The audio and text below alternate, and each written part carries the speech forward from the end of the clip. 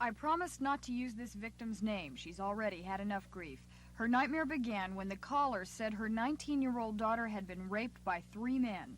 Of course, it was sheer panic that I had been told that my daughter had been raped by 3 men and that she was at Grady Hospital, and they would not tell me what her physical condition was. I didn't know whether she had been stabbed, shot, mauled, or anything else. And of course, you go through fright, and you go through every thought that you can think of. I guess it's just like dying. They say your whole life flashes in front of you.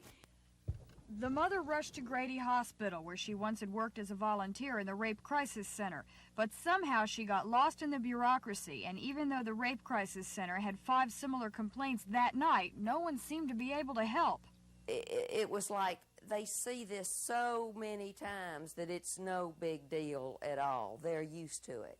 And they do go by the moon being full, that everybody does get a little bit of crazies on the full moon. But it was a horrifying experience to have no one that can say, all right, look, I'll help you. I'll get on the telephone. And once she determined her daughter was not a patient at Grady, the next step was the Atlanta Police Department. She was told to call several different numbers, and no one took her complaint. She feared the call was a setup for a robbery and asked that a squad car be sent to her home. The neighbors said no policeman even came by to check.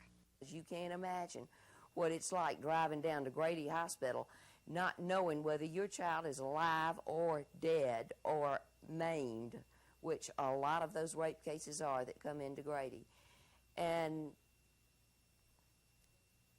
I don't want anybody else to have to go through this again.